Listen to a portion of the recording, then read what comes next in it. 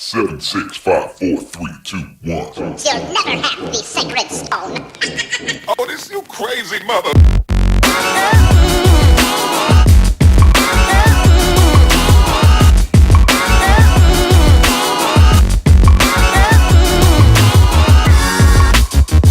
We're here with the, it's either the first season or the fifth season, and either the 40th episode or the last episode of Amateur Hour. And I'm here with the author of several unwritten books, the mender of broken hearts, and the wearer of Oilers hats, Troy. I'm me. So, yeah. So we're here with SETX FFL. We had our second week of the spring season last Sunday. And it's going pretty well. We have 15 teams. Some of them even show up.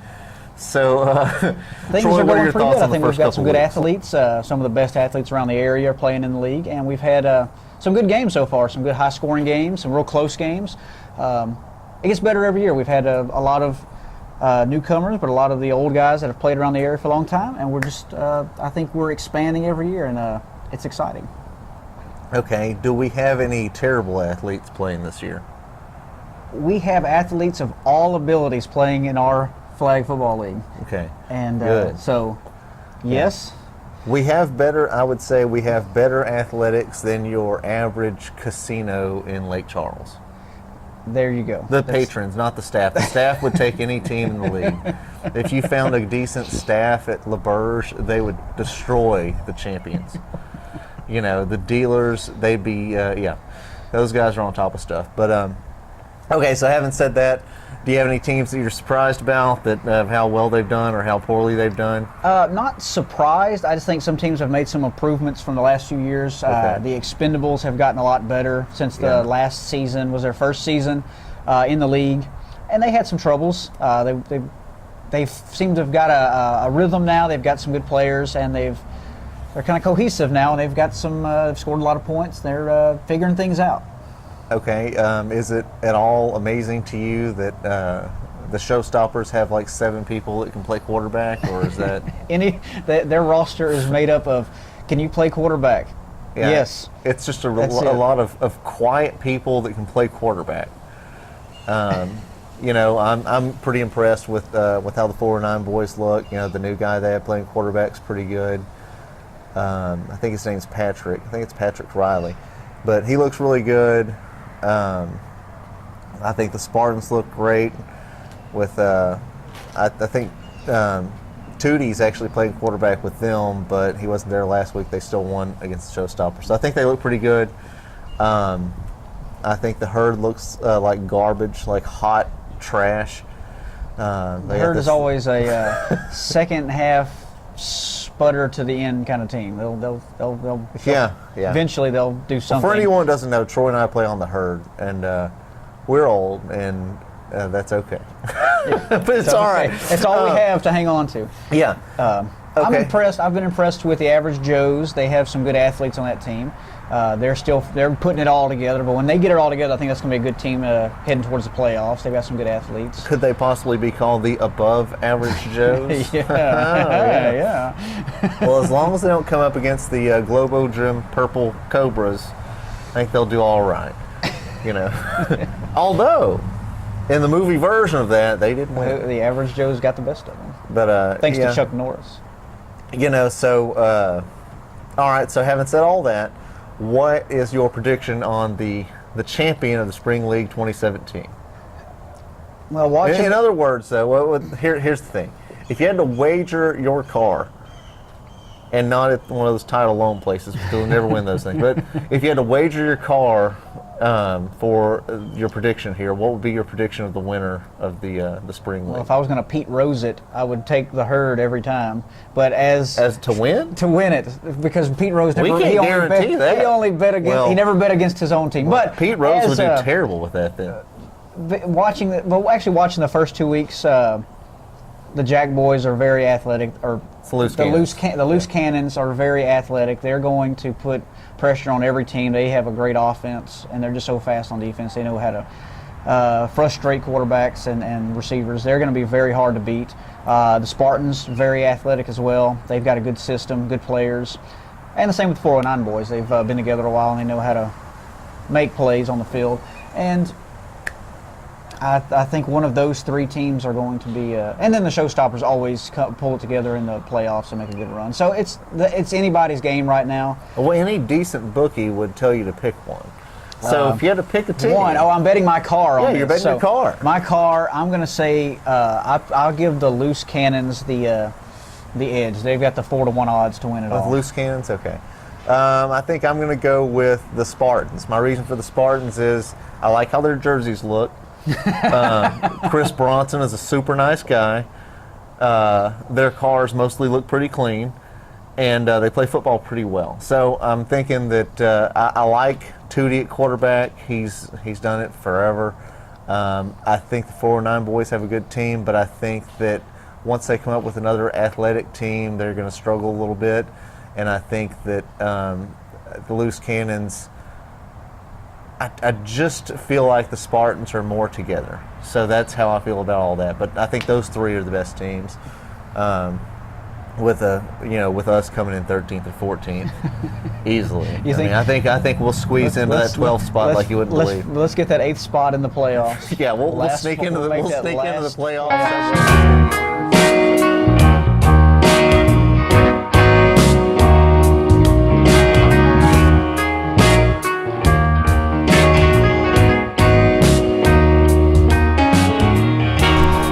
So our first guest ever on, what was this thing? Amateur Hour? Okay. Amateur Hour. So our first guest ever on Amateur Hour, if you couldn't tell, is someone I know pretty well. It's Megan, my wife and life partner. So okay, Megan's a dietitian and a personal trainer and just an all-around swell lady. So we had some questions for her about pre-game and post-game nutrition. So, Troy, I guess you can go ahead and ask her the first question. That'll put me on the spot there. Question I had was about aging players such as ourselves, the type of nutrition that we should look at for our bodies, for people that don't work out as much, but we're still trying to play and we're trying to keep our bodies in shape. What's the best type of nutrition for our well, I think that the aging athletes' nutritional needs for sports are pretty similar to your younger athletes. The main thing I would focus on would be hydration. I think that's the most important thing. What I've witnessed out on the field before, especially during tournaments, is people cramping up, and hydration is the key there. So if you're out playing a single game, water should be sufficient. But if you're playing in a tournament and you're going to be playing multiple games, if it's hot outside, you're going to be sweating excessively, then you probably want to use a sports drink, something that's going to replace your lost electrolytes, as well as give you some sugar, some carbohydrate to help refuel you. So when you say like a long tournament, you mean like 2 or 3 hours. So if they're just out there playing for 2 hours, water should be okay, right?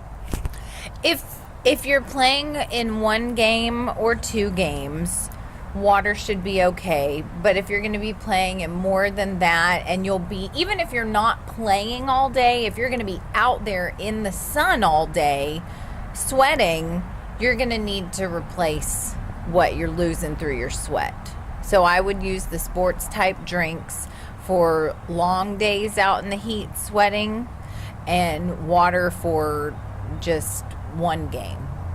Okay, so my pregame food usually is Wolf brand chili with some goat cheese and a Pop-Tart. What would you suggest is a good pregame meal? Well, I definitely think you can make some improvements to your current pregame meal. You want something that's high in carbohydrates, but is low in fat. So that your Wolf chili, your Wolf chili is probably pretty high in fat. Your Pop-Tart's pretty high in fat. And so you want lots of carbs, but minimum fat and moderate protein. So fruit, yogurt, those are excellent pre-workout snacks to have. The yogurt's going to give you some protein, some carbohydrates, and the fruit's going to give you some good carbohydrates too, as well as some potassium, electrolytes, the type of things that you need before you go out and play a game outside.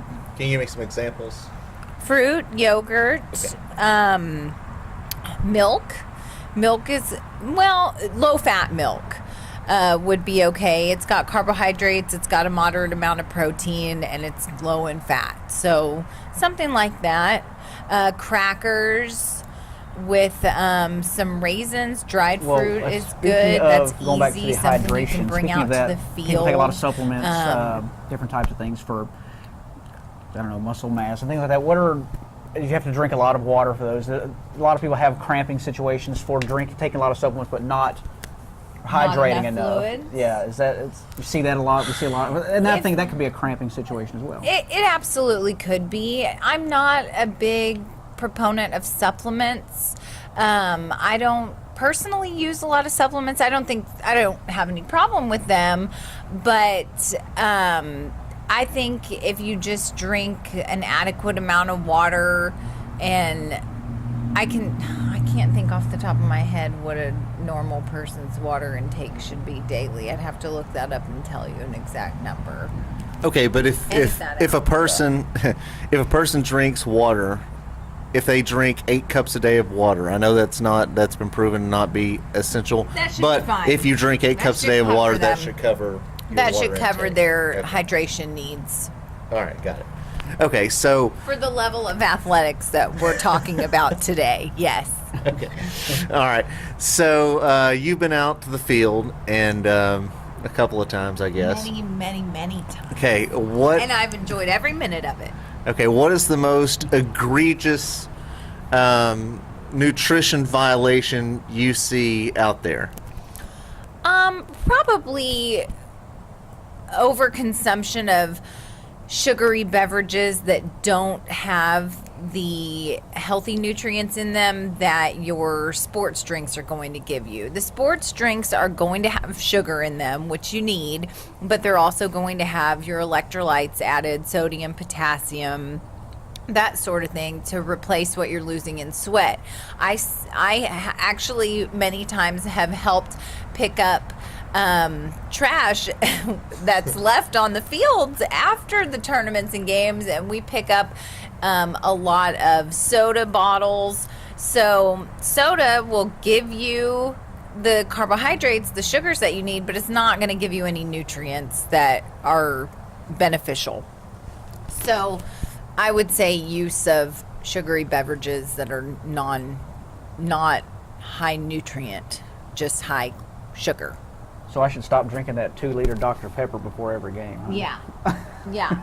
I also see a lot of chips, candy consumption, and those things. Chips, candy are high in sugar, but they're also high in fat, and high fat foods are not good pre-workout foods. They're not the type of things you want to fuel with before you're going to exert yourself. Okay, so can you tell people what my usual post-game meal or beverage is? What yours is? Yeah. Beer. Okay, so what would be a good post-game meal or beverage? A good post-game beverage would be water, or if you want to replenish, you could drink a sports drink. You could have a small meal afterwards. You could have a large meal. Everybody's different. Some people need their bodies to rest for a little while before they're ready to eat after strenuous activity. Other people, it just depends on the person. So I would have something that's high in protein, moderate in fats, and moderate in carbohydrates post-workout. Okay, give me the 1 or 2 things that people need to know about nutrition that they don't know. Or give me the 1 or 2 horrible things people do that they need to stop doing regarding nutrition. Or just say anything you want to say. Oh, I Thumbs up. think that there's an excess consumption of sugar in our diets. A lot of people get that in the form of drinking soda, drinking juice. Even 100% fruit juice is loaded with sugar. So drink less sugary beverages on the regular. And eat less processed foods. That's the biggest no-nos, I would say. Sugar and highly processed foods. Okay, if they're looking at sugary beverages or foods, what's a good limit to limit yourself as far as grams of sugar per serving? Per serving, it depends on the type of food you're talking about. If you're talking about a breakfast cereal, I mean, really, you should try to avoid foods that have more than 5 or 6 grams of sugar per serving. And you're going to find, if that's something you're paying attention to when you're reading food labels, there are most of the packaged foods that you're going to buy have a lot of added sugar. So if you're buying natural foods, things that come from the earth, fruits, vegetables, grains, meats, lean meats, animal protein, those things are going to be low in sugar, low in, they don't have anything added to them. They're natural foods. So go for things from the earth, whole foods, and avoid processed foods, and you'll be fine. Okay, well, can you tell me what you're going to go do now? I'm going to go take a shower. She feels filthy Because up she in was the around us. All right, well, thank you very much. I appreciate it.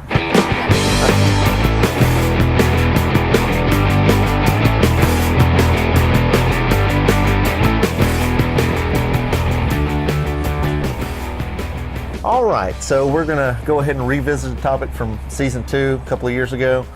And the topic was spin or juke. What does your go-to move say about your personality? So first off, what is your go-to move, Troy? My go-to move when I get close to the sidelines, usually the juke. I'm usually a juker. I like to get to the sideline quick and have people try to get to the edge, and I juke them out. So I'm usually a juke, not as much of a spin. So what does that say about my personality, Cody? What do you think? Well, I think that since you're trying to get away from people, maybe you're trying to dodge problems in your life. Maybe you're in a little bit of denial. You don't like to face things head on. You like to just kind of skirt around and maybe procrastinate with coming up with a real solution for the problems that are bothering you. Or you just like to get around the guy on the sidelines. It could go either way. Also, I noticed that when I look at you, your eyes are real twitchy. So maybe you're kind of like evolved from some sort of animal that was super aware of his surroundings and could kind of like skeet on around stuff. Yeah. Or nothing. I don't know. But, my go-to move is the gradual spin. It's a 360-degree spin, but it takes 4 seconds. So what does the gradual spin in your mind say about me? Nothing? It says nothing about me that I spin slowly? I think the spin move, your version of the spin move, is all about trickery. It's all about the image. You're showing one thing, and it means something totally different. I'm going to fake a pitch. I'm going to spin, but you're really just trying to run down the field. That's all you're really trying to do. Absolutely, yeah. Mostly, I'm just trying not to fall down. It's what they call smoke and mirrors. Yeah. Well, when they have those high-speed cameras and stuff like that. When stuff gets super slow, it's like, well, you didn't know that the bumblebee's wings were made of feathers or something. That's the sort of spin that I do. It's so slow that the people around think that, am I in the Matrix? I make people think that they're in another dimension, but really I'm just slow. It's confusing. It's a confusing move. It is unlike any spin move I have seen. Yeah, and I'm glad I've never had to feel the wrath of that spin move. Oh, well, you might be feeling it right now. I might have started it yesterday and it's still going. I mean, that's how slow it happens. I have ended games during a spin. I've started to spin in the second half in the first 2 minutes and not finished them until the buzzer went off and I finally finished spinning. That has happened. I've seen it. Yeah, but won us a championship. All right, so you know that there are guys that are jumpers. Now I'm not a jumper mainly because I'm fat and slow, but there are guys who like that's their go-to move. You know, they jump and then like cleats out like they're gonna you know kick somebody in the face when they're doing the thing. So what does jumping say about who you are as a flag football player? I think just jumping away from it's just obviously you're running from the cops. Okay, but you know, I've never seen anyone run from the cops though and jump, unless there's a fence or something. Well, okay, so they're the defenders are the fence. Hence, so anyone who jumps fence. whilst running from the defender is really going back to a time when they were running from the cops, and they're just seeing little fences. The end. And they're going. Okay, I like that. All right, so I don't see how you could see it any other way. Well, now to me, the most complicated and probably the best flag football move is the lowering of your hips somehow in a continuously running lunge that Boosie does. It is impossible. I have no clue how to do it. I tried to do it one time, and I had to go to the hospital because I crapped my pants. And then I threw up. It was the weirdest thing. I didn't know what to do. Because actually, that was how when I did it. I tried it 4 times. I couldn't do it. And then when I finally did it, I crapped and threw up.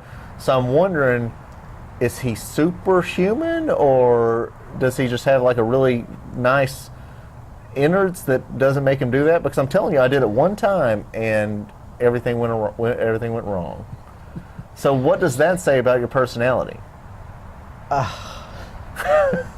No, not. We've gone off the rails on this one. Not about crapping or throwing up, but about the move, the discipline it takes to. I'm sure that somebody goes to the gym, you know, to wherever, and they have like a little outside area, and they're just like dipping their hips and they're sprinting. You know, people are watching them like, "Is that guy got palsy?" And then like the guy's like going. I think he's just. That's just called being an athlete. Oh, That's a lot of that is waved goodbye to us long ago, and he still has that within his person. No, I understand how he does it, but what does it say about him? Like, do you think he's a generous lover? Obviously. He can move those hips like that? Yeah. I mean, okay, so, all right, so are there any other moves we need to cover with with this topic? I don't know, there's always the classic, can't stop. Oh, yeah. Our quarterback, Matt Wilson, has will this remain move. nameless. Yeah, I didn't say something. So has this move that he'll run down the field, he'll get all his weight and legs and arms and everything going. It's a lot of hips. He's got a lot of hips, and more behind it than in front. It's he just can't stop, and he verbalizes it and says, "I can't stop," and he just keeps on going for another 6 or 7 yards after his flag's pulled and people are dead or whatever's going on. He has pushed people to the ground with his hips, saying, "Can't stop, can't stop." But the way I think about that is, you know, let's think about it this way: if you had an RV on the top of a hill in East Texas, and you put it in neutral, and then you didn't have a driver. Well, let's say you had a driver, but the driver was like a lizard or something that couldn't do anything anyway. I mean, you could put whatever you wanted in the chair, I guess. But anyway, so the thing's going down the hill, it can't stop. And the best it can do is honk or, you know, make a noise. So I think that's what he's going for. Now, what does that say about him as a person? Well, it says that he's an RV. So, all right. So, yeah, you can take that however you want to. Yeah. Okay, all right, good.